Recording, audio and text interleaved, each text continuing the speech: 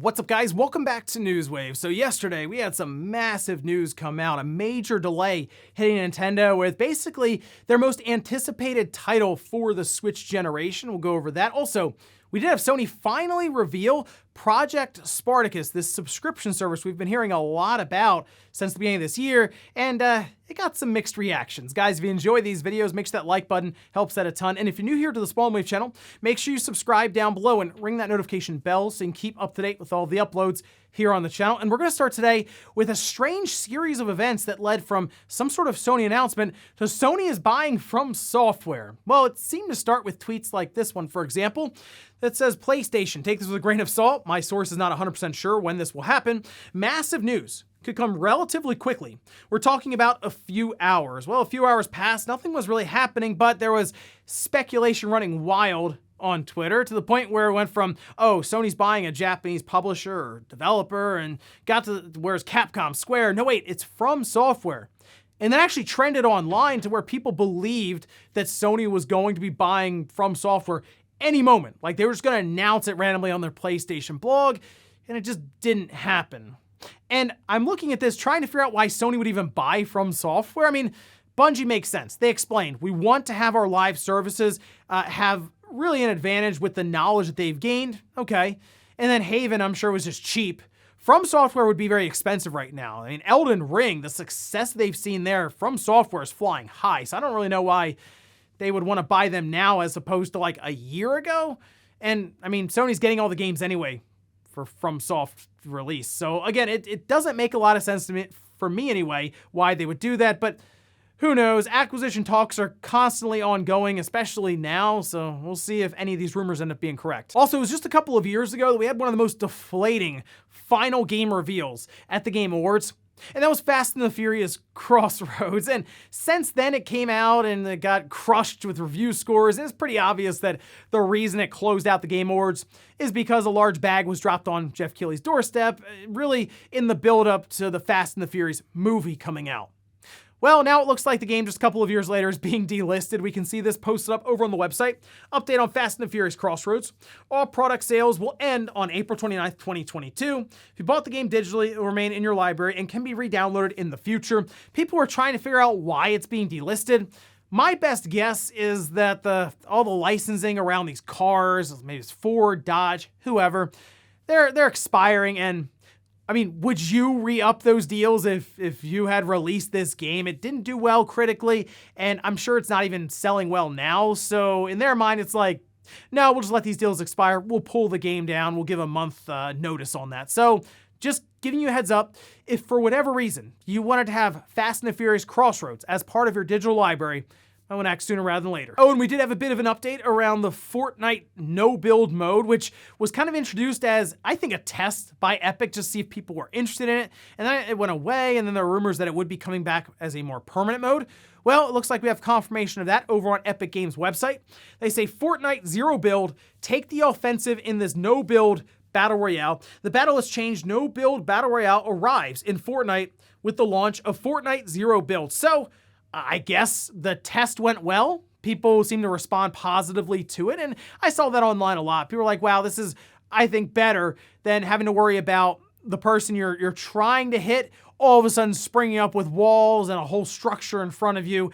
This is obviously more combat-oriented when you're actually playing a Battle Royale, so it's a nice change of pace. It's good to at least have that option there.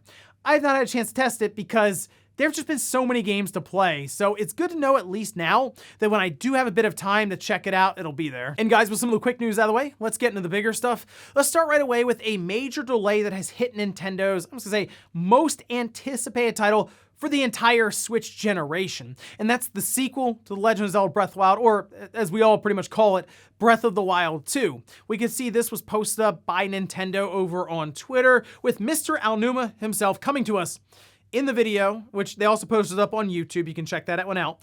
But basically saying, hey, the game development's going well. It's just taking longer than we were hoping it would. We originally were targeting 2022, and most of us at this point were kind of looking towards holiday 2022, which is filling up for Nintendo already. We're thinking Splatoon 3 might come later in the summertime. We, of course, know Xenoblade Chronicles 3 will be there, Bayonetta 3, a brand new Pokemon generation. So even fitting this kind of release, which again is going to be massive for Nintendo in there, might have taken some serious planning and scheduling on their part, but now they're looking towards spring 2023. They also showed off some new footage in the video, which includes Link himself, beating up Master Sword, and also a symbol on Link's hand that was much more legible this time around. And they also went in depth slightly when it comes to the gameplay. Oh, there's gonna be new gameplay elements. Yes, you will be exploring not only the ground level, but also in the sky. So it sounds like this is going to be a very ambitious title, just in case anyone needed reminding of how good Breath of the Wild is. I mean, that's a tough act to follow, and Nintendo obviously understands, look, this is going to be a pivotal release for the company overall, but also the Switch. So they want to make sure they get it right. And to them, I mean, what would it amount to? A 5 to 6 month delay is completely worth it. Now, this does, of course, bring up the question, was the game announced too early? And I mean, technically now looking back on it, yes, but there were a lot of unforeseen circumstances that really started to come into play after that announcement. Obviously, with the pandemic, remote work, we heard that in particular in Japan, the different studios and publishers were not really that well equipped to deal with game development, especially on the scale of Breath of the Wild 2. And a lot of things were thrown out of whack when it came to deadlines. We heard that overall game development came to almost a halt in some cases. So I almost feel like, obviously, if they didn't deal with all that, the game might already be out. But in this case, they are looking to have a massive release, and they don't want to push this thing out the door too soon if it's not ready. Oh, I also saw some talk around, oh, is this going to be positioned alongside of new Switch hardware? And I mean, to be honest, if you're going to have a game to push new Switch hardware, this would probably be the one. So I'm not going to write it off completely. I'm still up in the air around a Switch revision or a Switch Pro later on this year, or even starting off next year. But I mean, that is 6 years since the Switch released. And if Nintendo was going to do something, it would either be then or probably wait till next generation. Well, they did say we're halfway through the Switch's life, so who knows? Maybe this is like a 10 or 12-year cycle, and in their mind, they're just getting started with it. But from what they saw with the effect that Breath of the Wild had on the Switch's initial release when it first came out, and more Legend of Zelda copies sold than the Switch itself, I wouldn't be shocked if Nintendo said, hey, let's do it all over again, Breath of the Wild 2 and a new Switch. But with expectations continue to rise as we wait longer and longer for this title to come out, I hope all the development time ends up being worth it and the game is able to deliver. Next up, let's talk about PlayStation and Project Spartacus, as it was finally revealed yesterday. And as we built up to this reveal, it started to sound more and more like it was just going to be PlayStation Plus and PlayStation Now consolidated under one brand and service. And yeah, that's what it turned out to be. We can see this posted up over on PlayStation blog. We have 3 different tiers to go over here, and it looks like they took PlayStation Now and just threw that branding completely out the window. It's all under PlayStation Plus, which makes a lot of sense. We ran the polls here on the channel. PlayStation Now had like 5% of people subscribed, whereas PlayStation Plus had closer to 50% of people subscribed. So the brand recognition with PlayStation Plus, much higher. This makes complete sense to me. Anyway, you start with PlayStation Plus Essential. If you have PlayStation Plus Now, this is the exact same thing. You'll just be thrown into this, $60 per year. So no real changes there from what we have currently with PlayStation Plus. Gets a bit more interesting when we go up to PlayStation Plus Extra, coming in at $14.99 a month or $100 per year. That's what you're going to see here, by the way, with these splits. The monthly one makes no sense if you are going to be signed up for multiple months. Go with the annual subscription. The only reason I could see you signing up for a monthly subscription with any of these is if you want to try it out for a month, see if it's something you would actually use, whether it's the library of games or just playing online in general, and then obviously move to the annual subscription. But this one, Extra, provides all benefits from Essential and adds a catalog of up to 400 of the most enjoyable PS4 and PS5 games, they say, including blockbuster hits from our PlayStation Studios catalog and third-party partners. Games in the extra tier are downloadable for play. They want to emphasize that because PlayStation Now, despite their best efforts, people still thought it was just a streaming platform. PlayStation Plus Extra will be all download natively played games. And they are including PS5 titles, which is good because PS Now has only ever been PS4 games. So this is at least a step in the right direction and is actually cheaper technically than if you had PlayStation Plus and PlayStation Now at the same time. But then we move up to PlayStation Plus Premium. And this is where it gets a bit sketchy. They, of course, has all the same benefits from Essential and Extra, adds up to 340 additional games. This includes PS3 games available via cloud streaming, which is an absolute shame. It is so disappointing that it still has to be streamed because I will tell you now, PlayStation Now streaming is not very good. The picture quality is pretty poor. The input latency, not great. So yeah, that is very unfortunate. A catalog of beloved classic games available in both streaming and download options from the original PlayStation, PS2, and PSP generations. PSP would be new.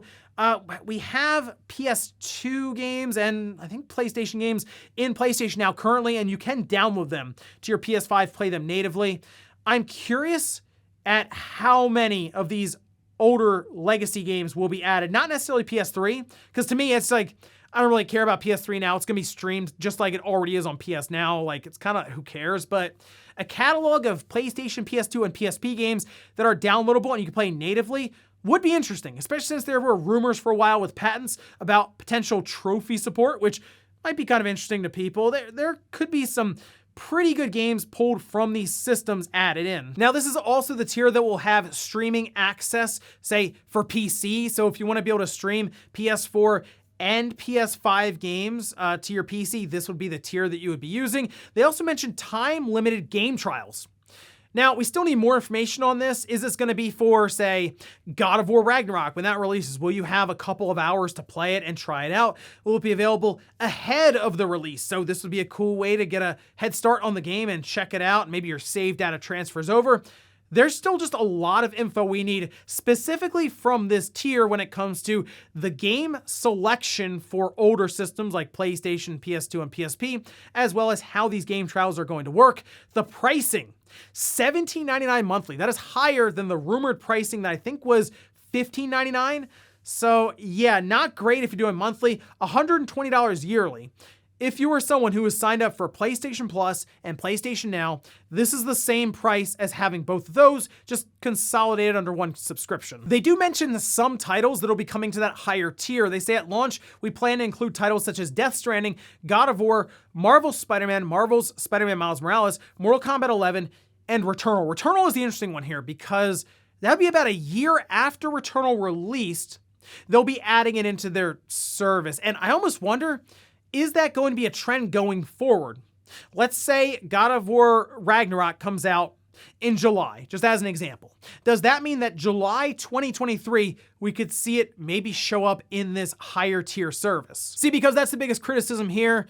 It doesn't line up with what Microsoft is doing with Game Pass Ultimate. And Jim Ryan spoke on this a bit in an interview. I went over it in the second channel.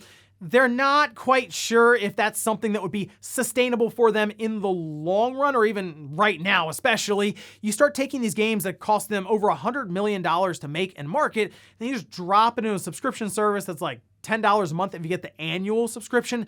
Would that bring in enough revenue overall to support what these studios are currently doing? In their mind, they can't go that route. So in their mind, fill out a library of titles, over 700. That's quite a few of older games, basically. Yes, some legacy titles from the original PlayStation, but also maybe a game that came out a year ago for the PlayStation 5, like Returnal that we're seeing here. So it's a different way to go about it. It is that half step though. It's not how Microsoft just jumped in the deep end. They're like, oh, all of these games that we're making, like, well, now Starfield, that's just going in day one. Sony's not ready to do that just yet. They still don't necessarily believe in the idea that a subscription service is something they could actually have working for them in kind of their current setup. Now for me, looking at this, the streaming side of things is very disappointing when it comes to backwards compatibility. In a perfect world, you would take your PlayStation 3 game, you'd pop it into the PS5, maybe it has to download it like Microsoft's systems do, where it kind of pulls it from the store after it verifies that you own the game. But still, that is kind of the route I would like to see them take with backwards compatibility. Sony just doesn't really see it as something that makes a lot of sense for them to invest a ton of money into and develop a PlayStation 3 emulator, or even develop as a title-by-title basis and make it work on their newer hardware. And looking at the different tiers, PlayStation Plus Extra is probably the best value at this time, at least until we find out the list of PlayStation, PlayStation 2, and PSP titles that would be played natively. Having over 400 titles from PS4 and PS5, with, some of them being newer titles, sort of, from Sony's first-party studios like a Returnal, I mean, that's enticing to people for $100 a year. It technically being what, a $40 increase from PlayStation Plus as it is now. And that's Sony's strategy. They want to try to increase the PlayStation Now subscriptions, or at least just get more subscription revenue that they can count on every single year. But that's Project Spartacus. Sony said that they are going to work to roll this out as like a staggered release per region, starting in Asia, and then North America, Europe, and then other parts of the world from there. So I guess at this point, we'll wait to see the list of games, then decide, all right, which tier is the best one when it comes to the value of the games that they'll be offering. In our last bit of news, let's talk about Xbox Live Games with Gold and PlayStation Plus for the month of April. PlayStation Plus leaked out a bit early, as it seems to every single month, whereas Xbox Live Games with Gold just got announced. They kind of moved along. Look, Games with Gold hasn't exactly had the best run when it comes to game selection for the past, several months. But let's take a look at what they have for us for April. Starting with another site that's available April 1st to the 30th, Hue, that's available April 16th to the May 15th, Outpost Coloki X, that's April 1st to the 15th, and then MX vs. ATV Alive, April 16th to the 30th. I'm looking up and down the list of games here, and I've heard of one of them, that's MX vs. ATV Alive. I don't know, let me know if you can recommend any of these games, like another site or Hue, for example, because I'm looking at this list and it's just very underwhelming once again for Games with Gold. MX vs. ATV Alive might be the recommendation. That's from the Xbox 360. So yeah, that's kind of where we are with Games with Gold. It's an afterthought for Microsoft, and I feel like at this point, it's an afterthought for most Xbox Live subscribers. Like, I don't really think we expect much at all from this, and I mean, I guess they're free games, so you go in and claim them, and who knows, maybe you get surprised by one of these games. I haven't really heard of any of them for the most part, but let me know what you think of Xbox Live Games with Gold and if we really still even need it anymore. Next, we'll take a look at PlayStation Plus. Now, this seems to leak out every month from D Labs, and looks like we got April's games a bit early as well, which we can see the list here. This posts up over on VGC, starting with Hood, Outlaws, and Legends, Slay the Spire, and SpongeBob SquarePants Battle for Bikini Bottom Rehydrated. So yeah, better than what we saw there with Games with Gold. The list here, like Hood, Outlaws, and Legends, that wasn't received very well at all. Slay the Spire is very good. So, I mean, that's a good title there. And SpongeBob SquarePants Battle for Bikini Bottom Rehydrated. I don't know, that's a fun remaster or remake to check out there, because we know a new SpongeBob game is coming out. So again, definitely better than what we saw with Games with Gold, but nothing really to set the world on fire here from either side. But at least with PlayStation Plus, there are some newer games in there, and certainly, I would say, better ones to check out, like Slay the Spire. And before we go to the comment of the day, we're going to take a look at the poll that I posted up yesterday, where I asked, now that Sony has unveiled their revamped PlayStation Plus service, which tier are you going with? 22% said Essential, 5% said Extra, 17% said Premium, and then 56% said I don't have PlayStation Plus, or I'm not signing up. Wow, 17% said Premium, because remember, Premium is basically PlayStation Now and PlayStation Plus combined in terms of the pricing structure. Even 5% is more than what people were paying with PlayStation Plus, and this is Sony's strategy. Rebrand, throw the PlayStation Now branding completely out the window, and now we're seeing people gravitate more to that $120 per year price, and all they've done is just outline what they were already kind of doing in PlayStation Now. Remember, 5% previously in the poll said that they had subscribed to PlayStation Now, so in this case, it seems to be working for Sony already. And we'll finish up with the comment of the day, as you're seeing here. This is from, all right, Google Translate. Help me out with this one. All right, here we go. Teddy. I'm sure I didn't butcher that one. I'm sad to hear that Ghostwire Tokyo is not doing as great as its previous game. To be honest, I thought it was a very good game. The main story felt like a movie adaptation of a series, that being the side quest, that makes sense. But I'm glad that my boy Kirby is doing well. Hopefully we can get more frequent Kirby games. Such a fun IP. I almost wonder if Nintendo would be willing to really go all out with the next Kirby game, being like a big Mario Odyssey style game with like the full 3D camera and all of that. But I did just start up Ghostwire Tokyo, and I like what I'm seeing so far. Visually, it's very striking with kind of the setting. Tokyo looks really cool.